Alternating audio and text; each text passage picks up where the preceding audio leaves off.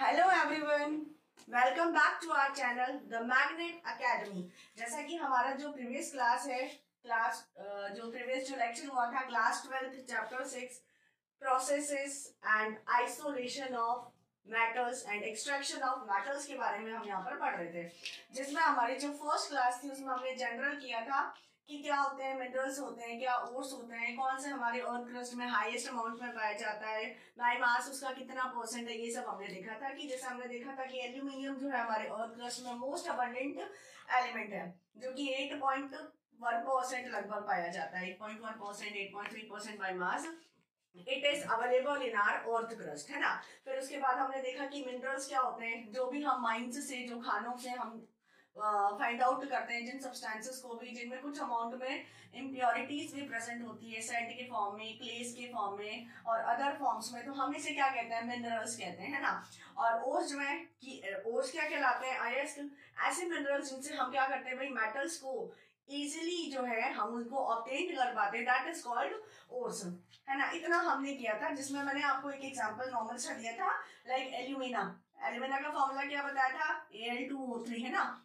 उसके अंदर मैंने आपको दो टाइप की जो है जो जेमस्टोन्स होते हैं उनके लिए आपको बताया मैंने कि एक में अगर क्रोमियम इम्प्योरिटीज के फॉर्म में हो या दूसरे में CO इम्प्योरिटी के फॉर्म में हो।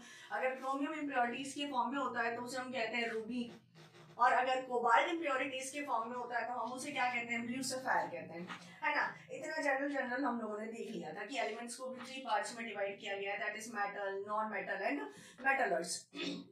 अब देखिए, जो हम मेटल्स के एक्सट्रैक्शंस के लिए पढ़ेंगे, तो एक्सट्रैक्शन जो है मेटल का वो हम उसकी ओर से ही करेंगे, है ना। तो हम कुछ जो है यहाँ पर इंपॉर्टेंट मेटल्स जो है, कुछ मेन जो इंपॉर्टेंट जो मेटल्स हैं और उनके ओर्स हैं, उनके बारे में पहले एक लिस्ट बना लेते हैं, क्योंकि वो चीज हमें याद होनी चाहिए विद द फॉर्मूला। लाइक मैंने यहाँ पर एक टेबल बना दी है, मेटल, ओर एंड फॉर्मूले और उसके सूत्र के बारे में। सबसे पहले हम लेते हैं एल्यूमिनियम के बारे में। एल्यूमिनियम हमारा मेटल। अब इसके कौन कौन से हमारे ओर्स हो सकते हैं, देखिए ओर्स कौन से हो सकता है। पहला है बॉक्साइट। क्या है, बॉक्साइट। फॉर्मूला है Al2O3.2H2O। बॉक्साइट के बाद में हमारा आता है नेक्स्ट कॉरेंडम। कॉरेंडम भाई हिंदी हो चाहे इंग्लिश मीडियम हो, सब में नेम्स, इनका जो नेम्स है मेटल का और ओर्स का सेम है। तो कॉरेंडम का फॉर्मूला होता है हमारा Al2O3, जैसे हम क्या कहते हैं, एल्यूमिना का भी फॉर्मूला हम कहते हैं। नेक्स्ट आता है आपका डायस्पोर। नेक्स्ट आता है आपका डायस्पोर एंड देन आता है आपका केओलिनाइट। क्या आता है आपका, केओलिनाइट। देखिए जो डायस्पोर का फॉर्मूला ये क्या हो जाता है आपका, Al2O3.H2O। और जो केओलिनाइट है आपका, पहले तो आप क्या करें, बॉक्साइट के फॉर्मूले को लिखें, Al2O3.2H2O .SiO2 को और जोड़ दें आप इसके अंदर, ये हमारा फॉर्मूला क्या बन जाता है, केओलिनाइट का फॉर्मूला बन जाता है भाई। ये क्या है, केओलिनाइट है भाई। तो हमारा क्या क्या हो गया, अगर जैसे याद भी करना हो तो आप इसको जो है कॉरेंडम से स्टार्ट करके ध्यान रख सकते हैं। कॉरेंडम, डायस्फोर, बॉक्साइट एंड देन केओलिनाइट। कॉरेंडम में Al2O3, उसके बाद में डायस्पोर में एक वाटर मॉलिक्यूल हमने जोड़ दिया है, बॉक्साइट में 2 वाटर मॉलिक्यूल जुड़ा हुआ है, केओलिनाइट के अंदर सेम बॉक्साइट के साथ में 2SiO2 भी इसके अंदर, सिलिका भी यहाँ पर जुड़ जाते हैं। तो ये कुछ हमारे मेन ओर्स हैं। नेक्स्ट हम ले लेते हैं एल्यूमिनियम के बाद में आयरन। क्या है ये, आयरन, लोहा, ये एल्यूमिनियम है। आयरन के जो है कौन सा हो गया, हेमेटाइट है, मैग्नेटाइट है,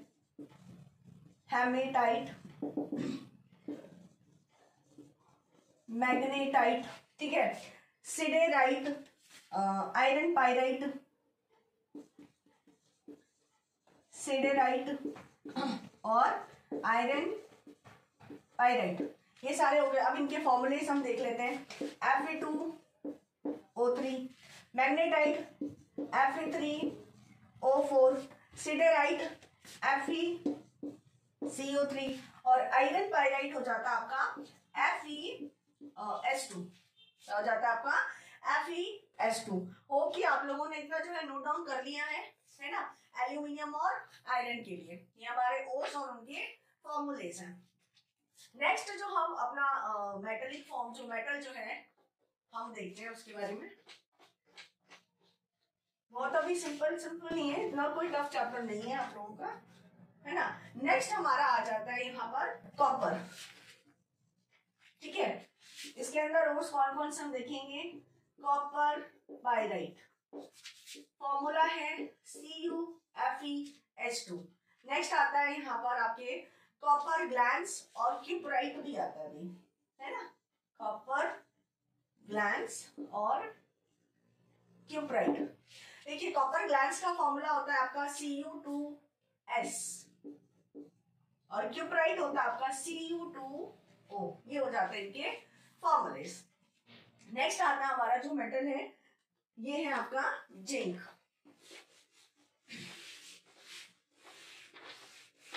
अगर आपको मेरा लेक्चर पसंद आ रहा है, क्लियर हो रहा है, आपको कोई प्रॉब्लम नहीं अराइज हो रही है, तो इस वीडियो को आप ज्यादा से ज्यादा शेयर करें, लाइक करें और चैनल को सब्सक्राइब करें।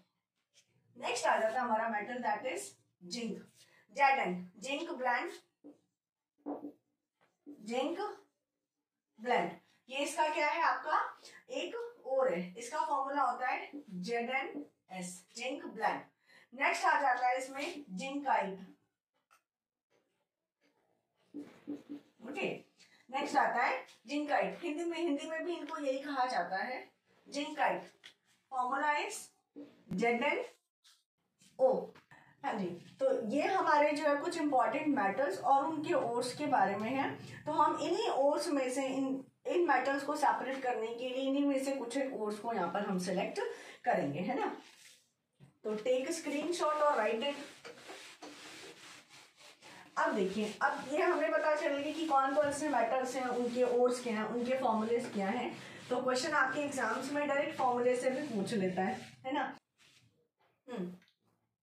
तो हमारा जो नेक्स्ट टॉपिक है ये है metallurgy. Next one is metallurgy, धातु कर्म, है ना। तो किसी धातु अयस्क से धातुओं का पृथक्करण, धातु अयस्क से धातुओं का पृथक्करण ही धातु कर्म कहलाता है, ठीक है ना। The process of isolation, the process of isolation of metals from its metal ore are called metallurgy। किसी धातु अयस्क से धातुओं का पृथक्करण क्या कहलाता है, धातु कर्म कहलाता है। The process of isolation of metals from its metal ore is called metallurgy, okay. अब इस मेटलर्जी, ये जो मेटलर्जी का प्रोसेस होता है वो किस तरीके से होता है ना, तो हमें इसके जो स्टेप्स जानने पड़ेंगे। तो next heading is steps of metallurgy, steps of metallurgy, है ना, कि धातु कर्म के चरण। स्टेप्स जो होते हैं इसके 4 स्टेप्स होते हैं। First one is, 4 steps are there. First one is crushing and grinding, first one is crushing and grinding, crushing and grinding, Hindi में इसको कहा जाता है कि अयस्कों को तोड़ना और पीटना, ठीक है। Second one is concentration of ore, concentration of ores, है ना। इसको और किस किस नाम से जाना जाता है, बेनिफेक्शन, बेनिफेक्शन, और किस नाम से जाना जाता है इसको, ये ड्रेसिंग, बेनिफेक्शन ऑफ ड्रेसिंग, अयस्कों का सांद्रण, इसी को ही हम सज्जीकरण के नाम से भी जानते हैं। और किस नाम से जानते हैं हम इसको, सज्जीकरण के नाम से भी जानते हैं। नेक्स्ट जो हमारा पार्ट आता है इसके अंदर, एक्सट्रैक्शन ऑफ मेटल, धातुओं का निष्कर्षण, एक्सट्रैक्शन ऑफ मेटल्स, धातुओं का निष्कर्षण। And fourth one is purification of metals, धातुओं का शुद्धिकरण। तो हमारे जो मेटलर्जी के हमें कितने स्टेप्स पढ़ने, 4 स्टेप्स पढ़ने। Crushing and grinding, concentration of ores, अयस्कों को तोड़ना और पीटना, अयस्कों का सांद्रण, इसी को ही हम बेनिफेक्शन और ड्रेसिंग भी कहते हैं, सज्जीकरण हिंदी में कहा जाता है इसको सज्जीकरण। एक्सट्रैक्शन ऑफ मेटल, धातुओं का निष्कर्षण। And next one is purification of metal, धातुओं का शुद्धिकरण, उसको शुद्ध करना। तो ये हमारे 4 प्रोसेस हैं, 4 स्टेप्स हैं, जिन्हें हमें डिफरेंट डिफरेंट मेथड से हम इनके बारे में अब डिटेल स्टडी करेंगे। सो होप कि आप लोगों ने नोट डाउन कर लिया होगा। अगर अभी तक आपने नोट डाउन नहीं किया है तो टेक स्क्रीनशॉट। ओके, लाइक करें, सब्सक्राइब करें हमारे चैनल द मैग्नेट एकेडमी को। हाँ जी, अब जो हमारा जो टॉपिक आता है, ये फर्स्ट हम क्या लेंगे भाई, फर्स्ट स्टेप हमारा क्या था, crushing and grinding. Crushing and grinding, grinding of ores, भाई ओर्स को ही तो करेंगे हम। Crushing and grinding of ores, अयस्कों को तोड़ना और पीटना। देखिए इसके अंदर क्या है कि हम सबसे पहले क्या करते हैं, जो भी प्रॉपर जो ओर है उसको ले लेते हैं। अगर एल्यूमिनियम का है या कॉपर का है या आयरन का है या जिंक का है, ये हम ले लेते हैं, ठीक है ना। जैसे अगर हम एल्यूमिनियम की ओर की बात करते हैं तो बॉक्साइट को इजीली इसको जो है चूज किया जा सकता है। आयरन में हम हेमेटाइट को यूज कर लेते हैं, मोस्टली जो अवेलेबल हो जाते हैं। तो इसके अंदर जो है हम क्या करते हैं, जो मेटल के ओर यूज में लेते हैं। अब ये जो मेटल के ओर है इनका साइज बड़ा होता है, तो हम इन मेटलिक ओर्स को क्या करते हैं मेटल ओर को जॉ क्रशर के अंदर पुट कर देते हैं। जॉ क्रशर, ये क्रशर क्या करता है, इसको इन ओर्स को छोटे छोटे पार्टिकल्स में, स्मॉल पार्टिकल्स में कन्वर्ट हो जाता है, ठीक है ना। बाय विद द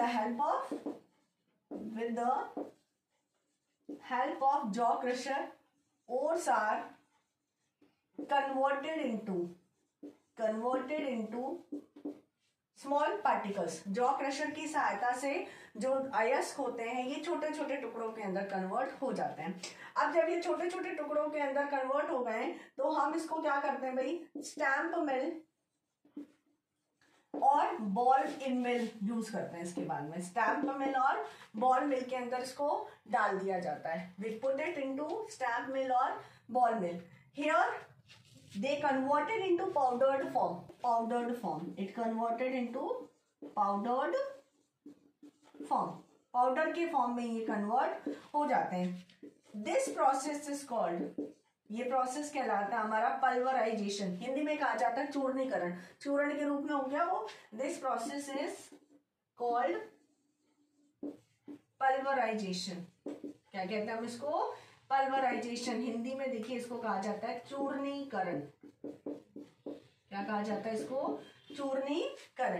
तो सिंपल सी बातें हो गई हमारी। क्रशिंग एंड ग्राइंडिंग क्या करना है, हमको क्रश करना है, ग्राइंड करना है, क्रश करना है, पाउडर के फॉर्म में चेंज करना है। क्योंकि जो भी हमें मेटल ओर मिलता है वो इनिशियल स्टेट में तो कई छोटे भी होते हैं, कई बड़े भी होते हैं, है ना। तो सबसे पहले हम जॉ क्रशर के अंदर उसको डालते हैं। जॉ क्रशर के अंदर ये क्या हो जाते हैं भाई, जो बड़े पार्टिकल्स होते हैं वो छोटे छोटे पार्टिकल्स में कन्वर्ट हो जाते हैं। After that we put it into a stamp mill और अ बॉल मिल, है ना। हिंदी में भी यही बोला जाता है कि स्टैंप मिल या बॉल मिल के अंदर जब हम इसको डालते हैं तो ये पाउडर के रूप में चेंज हो जाते हैं, कन्वर्टेड इनटू पाउडर्ड फॉर्म। ये जो कंप्लीट प्रोसेस है, कौन सा प्रोसेस, जब हम इसको पाउडर के फॉर्म में चेंज कर रहे हैं, this process is called pulverisation, और चूर्णीकरण भी हम इसको कहते हैं। हम इसको क्या कहते हैं, पल्वराइजेशन और चूर्णीकरण भी हम इसको कहते हैं। तो this one is our first step, that one is crushing and grinding of ores. अब हमारा देखिए सेकेंड स्टेप की हम बात करते हैं। मैंने आपको सेकेंड क्या बोला था, कंसेंट्रेशन ऑफ ओर्स, अयस्कों का सांद्रण। Second one is concentration of ores, अयस्कों का सांद्रण, कंसेंट्रेशन ऑफ ओर्स, अयस्कों का सांद्रण। भाई सबसे पहली बात की ना, कंसेंट्रेशन क्या होता है, कंसेंट्रेशन होता क्या है, होता यही है कि जो भी ओर्स हैं इनसे इम्प्योरिटीज को रिमूव करना, अयस्कों में उपस्थित अशुद्धियों को दूर करना ही क्या कहलाता है, सांद्रण। तो मैं क्या बोलूं इसके बारे में, removal of impurities from the ores are called concentration of ores, रखेंगे हम, और ores, है ना। अयस्कों से अशुद्धियों का निष्कासन ही क्या कहलाता है, सांद्रण कहलाता है। और इसके अंदर नेम अभी मैंने आपको बताई दी, सज्जीकरण कहा जाता है इसको, बेनिफेक्शन भी इसको कहा जाता है, या फिर ड्रेसिंग भी कहा जाता है। अब यहाँ पर देखिए, हमको कंसंट्रेशन टर्म तो पता चल गई है ना। अब बात आती है, ये जो इम्प्योरिटीज हैं इनको और क्या कहते हैं भाई, जो इम्प्योरिटीज हैं इन्हें हम और क्या कहते हैं कि जो क्या बोलते हैं, इनको हम कहते हैं मैट्रिक्स और गैंग, हिंदी में भी यही कहा जाता है भाई, है ना। तो मैं क्या बोलूं, अनवांटेड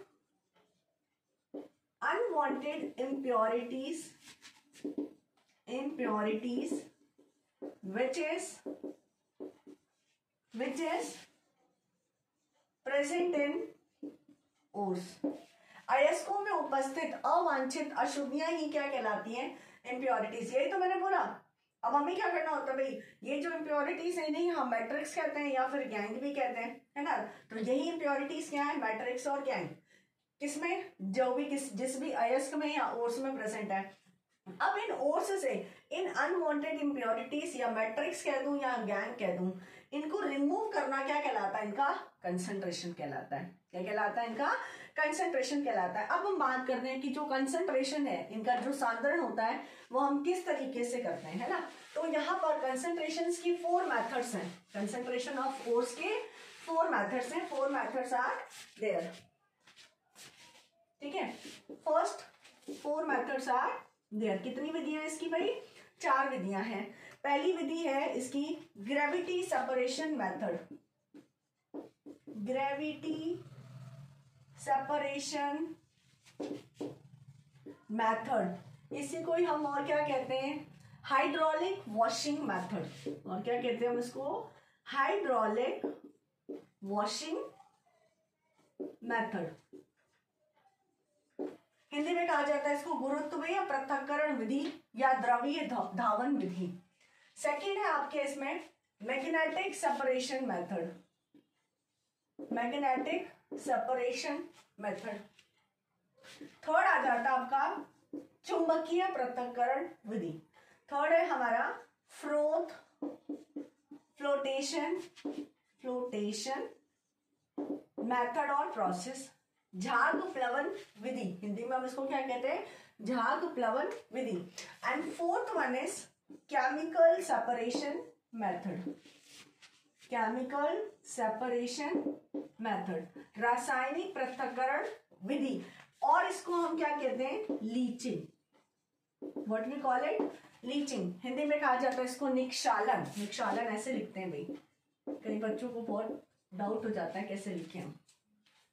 तो कौन कौन से मेथड्स हो गए, 4 methods are there, that is gravity separation method और hydraulic washing method, magnetic separation method, flotation method और केमिकल सेपरेशन मेथड और लीचिंग, है ना।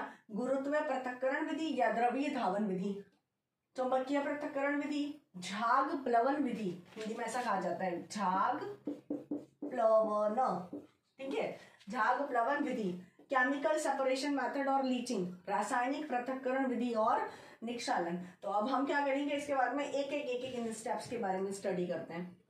तो फर्स्ट हेडिंग आप डाले gravity separation method. First one is gravity separation method और hydraulic washing method, gravity separation method और हाइड्रोलिक सेपरेशन मेथड, ठीक है ना। इसके अंदर देखिए भाई, इसका जो प्रिंसिपल होता है, सबसे पहले हमें बात करनी है कि किस पर ये बेस्ड होता है। इसमें देखिए क्या होता है, density of matrix in this method, density of matrix is less than the density of metal ore. मैंने क्या बोला भाई, यह विधि जो है उस सिद्धांत पर काम करती है जिसके अंदर धातु अयस्कों का घनत्व अवांछित अशुद्धियों या मैट्रिक्स या गैंग के घनत्व से ज्यादा होती है ना। अगर मैट्रिक्स की डेंसिटी अगर कम है और मेटल और ओर की डेंसिटी अगर ज्यादा है, तो आपको पता है कि जिसकी डेंसिटी ज्यादा होगी वो जो है सेटल डाउन हो जाएगी, और जिसकी डेंसिटी कम होगी वो फ्लोट होती जाएगी, आगे की तरफ मूव ऑन कर जाती है, ऊपर की तरफ आकर के तैर करके आगे की तरफ शिफ्ट हो जाती है। तो देखिए, जो ग्रेविटी सेपरेशन मेथड और हाइड्रोलिक वॉशिंग मेथड जो है, इसके अंदर जो प्रिंसिपल है ये क्या वर्क करता है कि मैट्रिक्स की जो डेंसिटी है ये मेटल और की डेंसिटी से कम होनी चाहिए। इसका जो बेस है ये क्या कहता है कि ये बोल रहा है कि भाई जो मैट्रिक्स की डेंसिटी जिसकी कम होगी वो तो ऊपर की तरफ आ जाएगा, और जिसकी डेंसिटी ज्यादा होगी वो नीचे की तरफ सेटल डाउन हो जाता है। अब ये प्रोसेस क्या बोलता है हमको, है ना। देखिए, सबसे पहली बात तो ये कि इस प्रोसेस में हम क्या करते हैं, जो भी पल्वराइज्ड ओर होता है, फर्स्ट स्टेप में हमने क्या किया था, पल्वराइजेशन करवाया था, चूर्ण बनवाया था उसका हमने, तो वही पल्वराइज्ड ओर हम यहाँ पर सबसे पहले यूज में लेते हैं। तो जो भी पल्वराइज्ड ओर है आपका, चूर्णित जो आयस्क होता है, हम इसमें क्या मिलाते हैं, वाटर को मिक्सअप कर देते हैं, पानी के साथ इसको मिक्स कर दिया और अच्छे से इसको हिला देते हैं, भाई स्टाइलिंग कर देते हैं।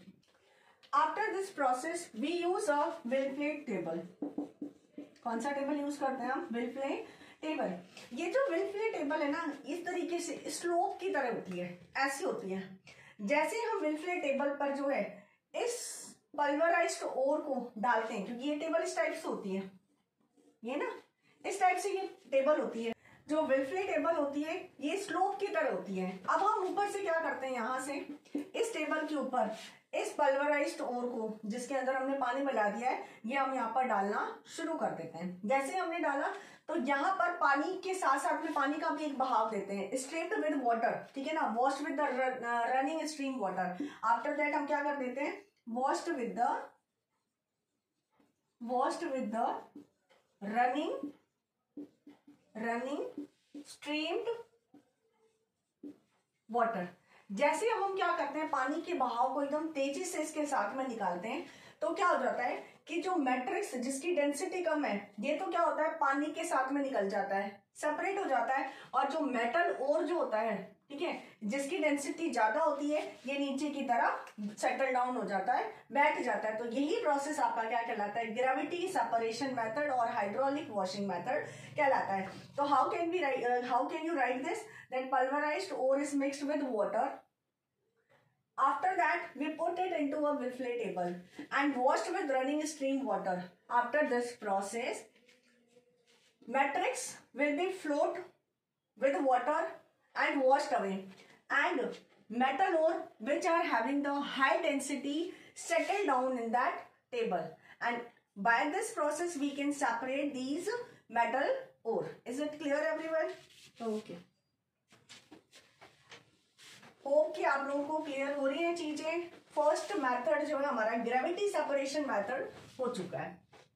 नेक्स्ट मेथड है हमारा मैग्नेटिक सेपरेशन मेथड। अच्छा, एक चीज और याद रखिएगा कि जो ग्रेविटी सेपरेशन मेथड अभी जो मैंने आपको बताया है, उसके अंदर जो आयरन और टिन के ऑक्साइड्स के लिए इनका सेपरेशन किया जाता है। तो एक चीज और क्या आपको याद रखनी है कि जो ग्रेविटी सेपरेशन मेथड है, the separation method is used for the separation of iron and oxide of separation of oxides of iron and tin, है ना, कि गुरुत्वीय पृथक्करण विधि का उपयोग जो है आयरन और टिन के ऑक्साइडों को सेपरेट करने में या पृथक करने में किया जाता है। जैसे एग्जांपल्स इंपॉर्टेंट है, आप लोग याद रखेंगे। Fe2O3, इसको हम कहते हैं कैसिटे हेमेटाइट, सॉरी, ये कहलाता है आपका हेमेटाइट। क्या कहलाता है ये? हेमेटाइट कहलाता है। इसी तरीके से SnO2, टिन के ऑक्साइड्स की बात की है, ये कहलाता है आपका कैसिटेराइट। क्या कहलाता है? कैसिटेराइट। एक और इसका नाम है आपका टिन स्टोन। हिंदी में भी यही सारी चीजें कहते हैं। Fe2O3 को हेमेटाइट, SnO2 को कैसिटेराइट और टिन स्टोन कहते हैं। तो आयरन और टिन के जो ऑक्साइड्स होते हैं उनको सेपरेट करने के लिए ग्रेविटी सेपरेशन मेथड या गुरुत्वीय पृथक्करण विधि का उपयोग किया जाता है। अब हम बढ़ते हैं हमारे नेक्स्ट हेडिंग की तरफ। Next one is magnetic separation method. तो अब जो आपको हेडिंग डालनी है, ये हमारा मैग्नेटिक सेपरेशन मेथड, चुंबकीय पृथक्करण विधि। देखिए नाम से ही पता चल रहा है कि ऐसे ओर्स जिनके अंदर मैग्नेट की प्रॉपर्टीज हो, है ना। और भाई कोई भी जो ओर्स है उसके अंदर 2-3 ऐसे जो है ओर्स का मिक्सचर होना चाहिए, तभी हम जो इस मैग्नेटिक सेपरेशन मेथड का यूज करते हैं। तो देखिए इसके अंदर क्या हो जाता है, इस तरीके से ऐसे 2 व्हील्स ही बनी होती हैं, ठीक है। क्या बनी होती है, इस तरीके की 2 व्हील्स बनी होती हैं। इन व्हील्स को हम क्या कहते हैं, पुले कहते हैं। क्या कहते हैं हम, पुले। अब इसको जो एक रबर के बेल्ट के थ्रू, ये क्या होता है, जॉइंट क्या होता है, ये क्या है आपका रबर का बेल्ट है जो कि मूविंग होता है, क्योंकि ये जो पुले है ये भी क्या होता है भाई, मूव करता हुआ रहता है। अब यहां पर से हम क्या करते हैं, जो हमारा पल्वराइज्ड जो ओर होता है, जो चूर्णित अयस्क है, पल्वराइज्ड ओर्स, जो चूर्णित जो अयस्क है, इसको यहां से डाला जाता है। जैसे ये पुले जो है मूव करता है, तो ये रबर जो है, जो रबर की जो बेल्ट होती है, ये भी मूव करती रहती है, ठीक है। और यहाँ पर एक साइड जो है थोड़ा सा मैग्नेट का सब्सटेंस लगा हुआ होता है, मैग्नेट की तरह, है ना। यहाँ पर मैग्नेट लगा हुआ होता है इन पर। ये कैसा होता है भाई, यहाँ पर आयरन की तरह ये वर्क करता है, मैग्नेट की तरह वर्क करता है। और हम नीचे की तरफ क्या करते हैं, 2 इधर बीकर रख देते हैं, है ना। तो क्या होता है, जो आयरन, क्योंकि हम जो भी यहाँ पर जो पल्वराइज्ड ओर्स डाल रहे हैं, तो जो इस मैग्नेट से अट्रैक्ट हो जाते हैं वो तो क्या हो जाते हैं, यहाँ पर आकर के कलेक्ट हो जाते हैं। और जो नॉन मैग्नेटिक जो सब्सटेंस होता है वो इससे अट्रैक्ट तो होएगा नहीं, जब नहीं होगा तो ये क्या हो जाएगा, उससे दूर जो है मूव करेगा और वहां पे कलेक्ट हो जाएगा। तो यहाँ पर कौन सा सब्सटेंस कलेक्ट हो जाता है, मैग्नेटिक सब्सटेंस, या मैग्नेटिक ओर कह दूं मैं। और यहाँ पर कौन सा, नॉन मैग्नेटिक ओर कलेक्ट हो जाता है, मैग्नेटिक ओर। तो वापस एक बार मैं आपको क्लियर कर देती हूँ, मैग्नेटिक सेपरेशन मेथड के अंदर हम ऐसा ओर यूज करते हैं जिसके अंदर 2 और मोर देन 2 ओर्स जो है मिक्सिबल होते हैं, मिक्स होते हैं। तो हम यहाँ पर एक रोलिंग जो है ऐसी मशीन सी होती है जिसके अंदर 2 इस तरीके के टायर जैसे या पहिए जैसे कह दूं, जिन्हें हम कहते हैं पुले कहते हैं। यहाँ पर जो है ये मैग्नेट की तरह ये वर्क करता है। इसके ऊपर जो एक रबर की बेल्ट लगी हुई होती है जो कि मूवेबल होती है, क्योंकि जब ये मूव करता रहता है तो ये भी साथ साथ में मूव करती रहती है। और ऊपर से जो है हम क्या करते हैं, पल्वराइज जो ओर्स होता है, जो चूर्णित जो अयस्क हैं, इन्हें डालते हैं।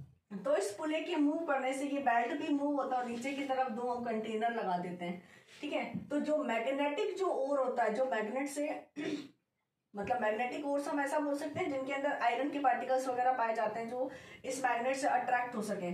तो ये क्या हो गया, इससे अट्रैक्ट होता है और इस पास वाले कंटेनर के अंदर कलेक्ट हो जाता है। और जो नॉन मैग्नेटिक ओर होता है वो दूर वाले कंटेनर के अंदर कलेक्ट हो जाता है। अब ये जो हमारा जो मेथड है ये कहाँ पे यूज में आता है, जैसे मान लीजिए अगर हमने एक ऐसा ओर लिया है जिसके अंदर कैसिटेराइट भी है, SnO2 को हम क्या कहते हैं, कैसिटेराइट है, प्लस हेमेटाइट Fe2O3 भी मिक्स है, साथ के साथ FeWO4, ये क्या होता है आपका वोल्फ्रामाइट हो जाता है, FeWO4, इसको हम क्या कहते हैं, वोल्फ्रामाइट कहते हैं। Fe2O3 क्या होता है आपका हेमेटाइट होता है, और SnO2 क्या है आपके कैसिटेराइट है ना। अब ये दोनों जो है, इन दोनों का नेचर कैसा होता है, मैग्नेटिक नेचर होता है। कैसा नेचर होता है इनका, मैग्नेटिक नेचर होता है, क्योंकि ये क्या होता है, इससे अट्रैक्ट होकर के यहाँ पर जो कलेक्ट हो जाते हैं। जबकि जो टिन का जो ओर होता है ना, टिन का जो अयस्क है कैसिटेराइट, ये नॉन मैग्नेटिक होता है, ये दूर जो है जाकर के कलेक्ट हो जाता है इस कंटेनर के अंदर। तो ये यहाँ पर दूर आकर के कलेक्ट हो जाता है। तो ये हमारा this is all about the magnetic separation method, okay. अब जो इसके बाद आप हेडिंग डालेंगे, ये आपका froth flotation process.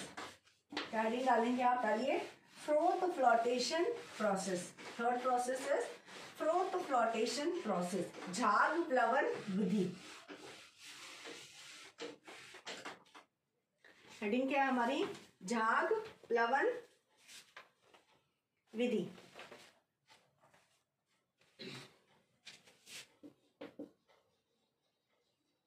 Froth flotation process, झाग प्लवन विधि। ये देखिए, ये जो हमारे it is use in the concentration of sulphide ores, sulphide अयस्कों के सांद्रण में इसका उपयोग किया जाता है। दिस प्रोसेस इज यूज्ड, ऐसा भी नहीं लिखे, आप लिखे this process is used, this process is used in the concentration of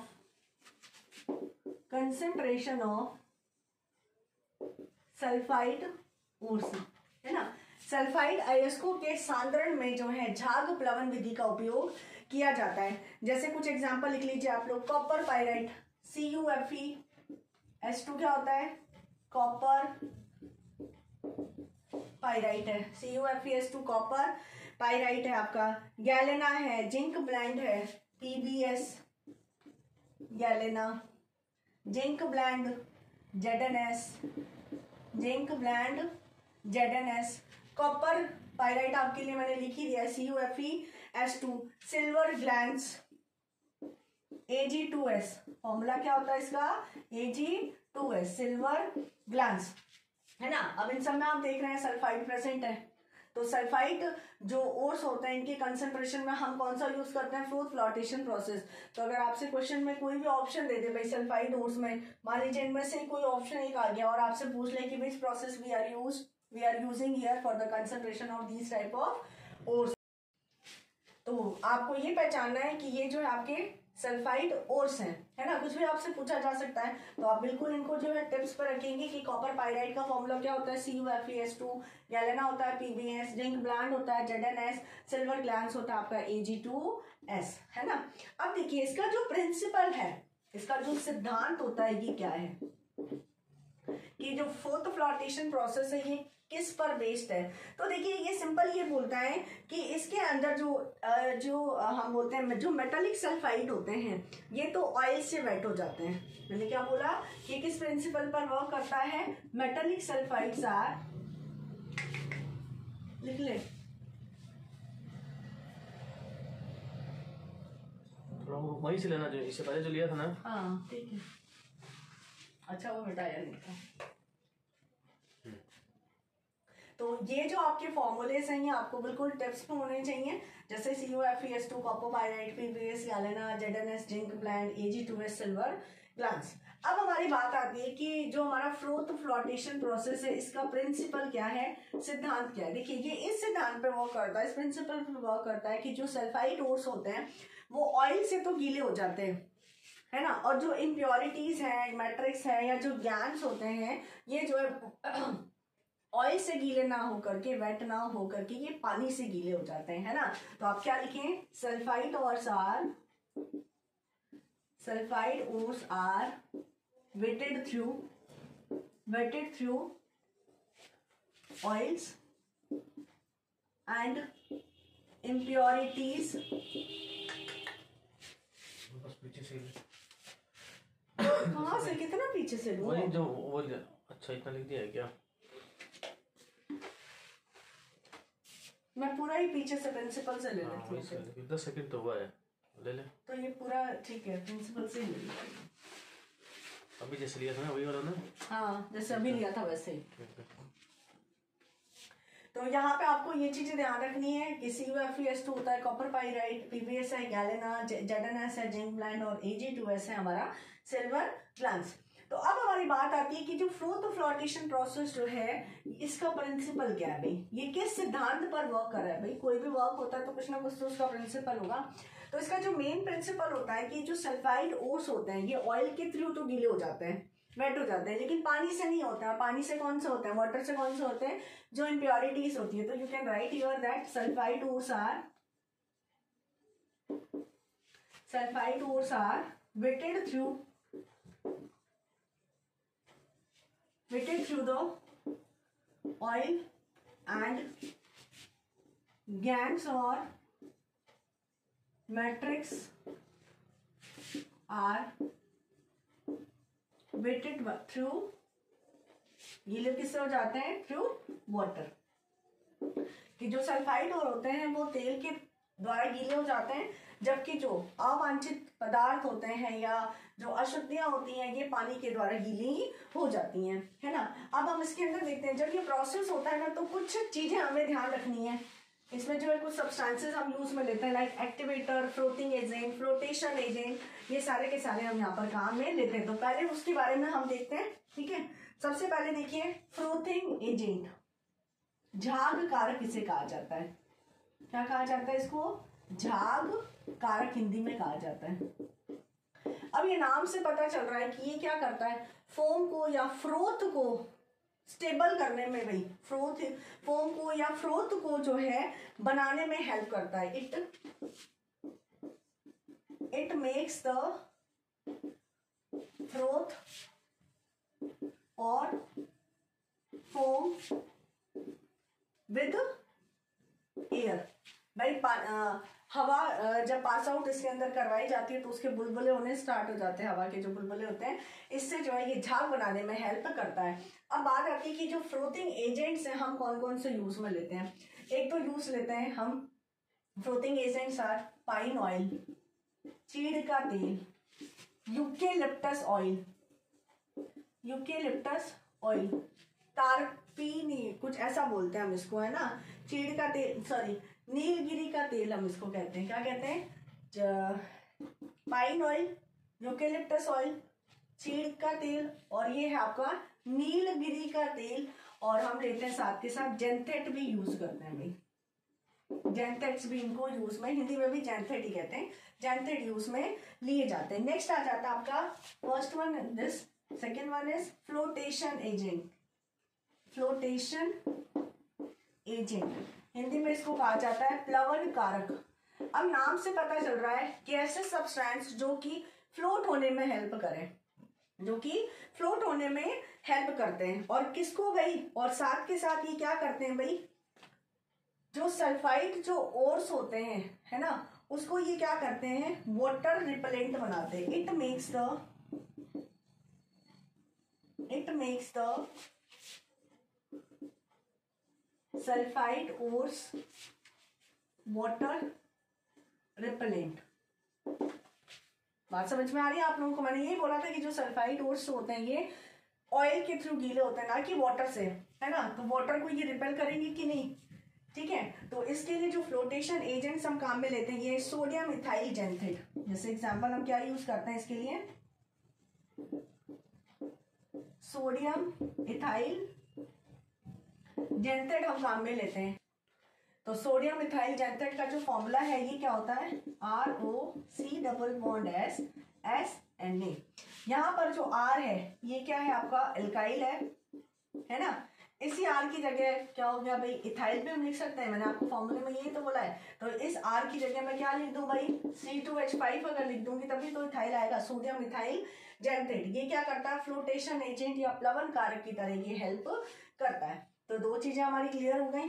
अब हमारा जो नेक्स्ट आता, अच्छा हाँ एक चीज और की, जो प्लवन कारक है ना, जो फ्लोटेशन एजेंट है, इसको और हम क्या कहते हैं, कलेक्टर के नाम से भी जानते हैं भाई, संग्राहक। हिंदी में क्या कहते हैं हम इसको, संग्राहक भी कहते हैं, कलेक्टर भी हम इसको कहते हैं। अब हमारा देखिए जो नेक्स्ट जो पॉइंट आता है ये क्या आया हमारा, थर्ड वन इज, तो अब हमारा जो नेक्स्ट आता है ये हमारा स्टेबिलाईजर, स्थायी कारक। स्टेबिलाईजर, फेन स्थायी कारक, हिंदी में क्या कहा जाता है इसको, फेन स्थायी कारक। भाई स्टेबिलाईजर है, ये क्या करता है भाई, स्टेबल करने का काम करता है। और किसको, फोम को या फ्रोथ को। इट स्टेबिलाइज द फोम, है ना। अब जो हम जो स्थायी कारक यूज में लेते हैं ये कौन कौन से लेते हैं, क्रिसॉल और एनिलीन, इनमें से आप कुछ भी ले सकते हैं। क्रिसॉल और एनिलीन को हम जो स्टेबिलाईजर की तरह यहाँ पर वर्क लेते हैं। तो हमारा जो फोर्थ वन है ये है एक्टिवेटर। एक्टिवेटर हिंदी में इसको कहा जाता है सक्रिय कारक। ये हम क्या यूज में लेते हैं, CuSO4, जो कि क्या करता है भाई, फोम को क्रिएट करता है और फ्लोटेशन जो कैपेसिटी होता है उसको इंक्रीज करता है। तो मैं लिख सकती हूँ यहाँ पर, it increases the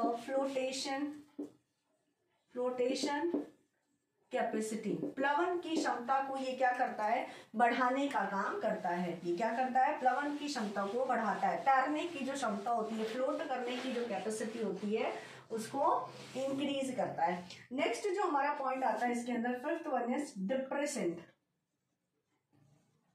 डिप्रेसेंट संदमक कह दूं, जो क्या करता है, फोम को जो है डिप्रेस करता है। अगर ज्यादा अमाउंट में झाग बनने लग जाती है तो उसको जो है स्टेबल करता है। स्टेबल भी क्या करता है, उसको नीचे की तरफ दबा देता है।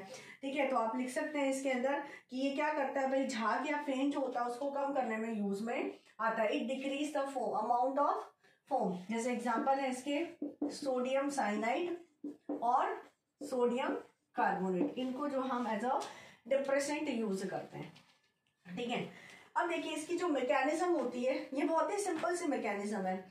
इसके अंदर क्या किया जाता है, एक ऐसा है ना, एक आयताकार बर्तन ले लेते हैं, ऐसा एक चौड़ा सा एक कंटेनर ले लिया जाता है और जो भी आपका पल्वराइज्ड जो आपका ओर है इसको हमने यहाँ पर डाल दिया।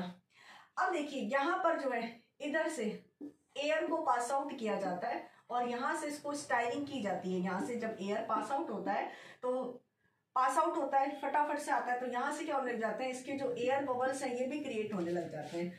और यहाँ से जो है एक और apparatus लगाया जाता है जहां से हम क्या करते हैं, जो भी हमारा एक्टिवेटर है, जो भी हमारा डिप्रेसेंट है, जो भी हमारा क्या बोलूं मैं आपके जो स्टेबिलाईजर्स हैं, ये सब इसके यहाँ से, इनके यहाँ से जो इसमें एंटर करवाया जाता है।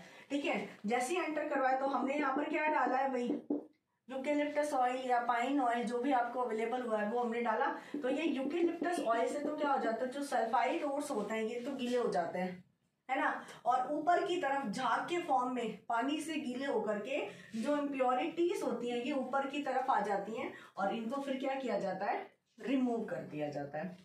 देखिए एक इंपॉर्टेंट इसमें क्वेश्चन आता है कि अगर हम ZnS और PBS का मिक्सचर ले लेते हैं, जब हम ZnS और जो गैलेना है जो PBS है इसका जब मिक्सचर लेते हैं तो इनको सेपरेट करने के लिए, टू सेपरेट दिस, इनको पृथक करने के लिए we use sodium cyanide NaCN का उपयोग यहाँ पर किया जाता है। ऐसा क्यों होता है, क्योंकि जब इन दोनों की मिक्सिंग में जब फ्रोथ फ्लोटेशन प्रोसेस पूरा करवाया जाता है तो जो झाग बनती है, जो फेम बनती है, जो फोम बनती है, उस टाइम में ये जो सोडियम साइनाइड है this avoid the sodium cyanide is avoid the ZnS to come in the froth, है ना। ये क्या करता है भाई, ZnS को उस फोम के अंदर या उस फ्रोथ के अंदर आने से रोकता है, लेकिन गैलेना को नहीं रोकता, PBS को ये नहीं रोकता है। जिससे क्या होता है, PBS और ZnS का जो सॉल्यूशन होता है, जो सेपरेशन होता है, हम इसको इजीली कर सकते हैं। इससे पहले जो है हम देख रहे थे कि जो सल्फाइड ओर है केवल एक सिंगल ले रखा है, तो उसमें तो ऐसा कोई नीड नहीं हुआ। तो इससे पहले तो जो भी हमने देखा था कि जो सल्फाइड ओर था वो सिंगल था, लेकिन यहाँ पर जो हमने जो सल्फाइड ओर्स ले रहे हैं हम, ये दो टाइप के हो गए, दो अलग अलग हो गए, मिक्सिंग हो गई है। तो अब दोनों को हम अलग करने के लिए कुछ तो ऐसा करेंगे कि दोनों का सेपरेशन इजिली हो सके। तो इसके लिए जो हम यहाँ पर जो डिप्रेसेंट यूज करते हैं that one is NaCN, sodium cyanide use में लेते हैं, जो कि क्या करता है, उस फोम के अंदर ZnS को आने से तो रोक देता है, लेकिन PBS जो है इसको इजीली वहां पर एंटर होने देता है। तो होप कि आज की क्लास आपको क्लियर हो गई है ना। तो आप लोग जो है इसको अच्छे से पढ़ें। Keep watching, stay tuned with us. Thank you.